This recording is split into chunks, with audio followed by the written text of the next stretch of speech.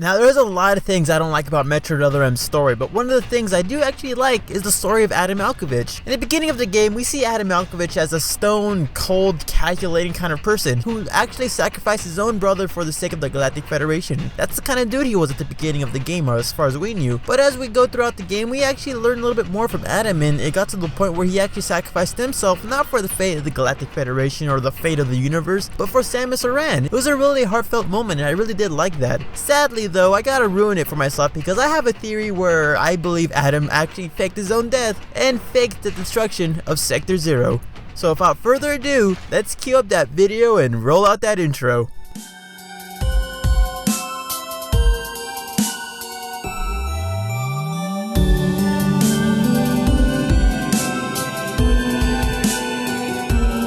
The first thing I want to bring up is, what do I mean by faking the destruction of Sector Zero? Well, remember how in Metroid Other M, Samus learns that the Galactic Federation actually was cloning Metroids and weaponizing them? Well, Adam actually did stop Samus from going into Sector Zero, and he went in by himself, and what he did was just eject it from the bottle ship. From the cutscene alone, do we actually see the destruction of Sector Zero? Not really. In the same game, we saw the explosion of that warp drive that killed Ian Malkovich, but when it comes to Adam's supposed death and the destruction of Sector Zero, it doesn't appear to have been destroyed. All we really see is just Samus really sad at looking through a window, and we just see her face. We don't see the reflection of any explosions, we don't see the actual destruction. It's just floating off, and that's where it dawned on me. Both Metroid Fusion and Metroid Other M are both really connected, both in story elements and in general aesthetics. We know at the end of Metroid Other M that the Galactic Federation went back to the bottle ship and tried to recover as many assets as possible. The cloned body of Ridley, the Zaxiades, Nightmare, and they moved all those things from the bottle ship to the biological space laboratories. Wouldn't it make sense if Adam actually didn't destroy Sector Zero, but instead it just ejected it from the bottle ship, having it float around relatively close around the bottle ship until the Galactic Federation came back to retrieve all of its assets? Seeing the bottle ship still had Sector Zero nearby, they would grab Sector Zero and move it to the biological space laboratories, which would eventually become the restricted area we see in Metroid Fusion. So it kind of seems weird how the Galactic Federation would remake a breeding facility again during Metroid Fusion. But if you have the idea that the Galactic Federation just reused the breeding facility they got from the bottle ship and just reused it for the biological space laboratories, it does make a lot of sense. But that's how I believe Sector Zero and the restricted area are both the same exact location. What about Adam Malkovich himself?